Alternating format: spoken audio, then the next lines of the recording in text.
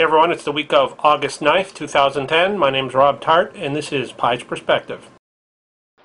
Residents of Pennsylvania can now buy wine and spirits from vending machines. Now apparently they're testing these booze kiosks in a couple of supermarkets before they decide to roll out more. What you do is you mosey or stagger on up and pick your wine or liquor from a list. Then you flash your ID, and a member of the Pennsylvania Liquor Control Board will verify it via video. How's that for a stimulating job?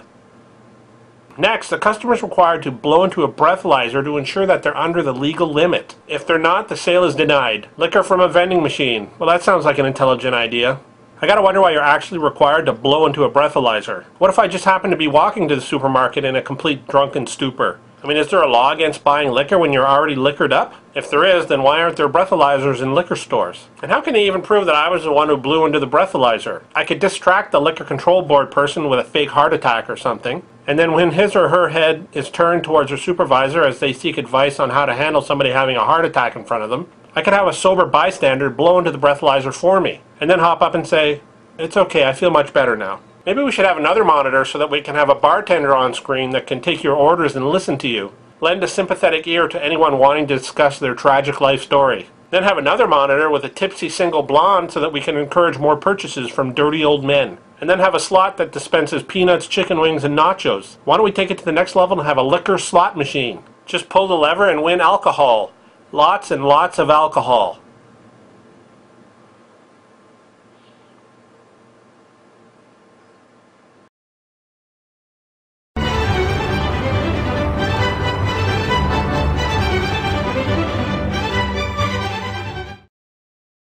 Hey kids, what can I get you? Gee, mister, what do you got?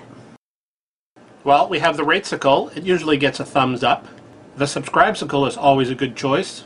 The 3-flavor Favesicle is always a crowd favorite. And I often get positive feedback from the comment on a stick. It all looks so good. I'm having trouble deciding. I think I want one of each. While she's deciding what she wants, I would encourage you, the viewer, to help yourself to some ice cream. And if you're having trouble deciding, have one of each. It's my treat.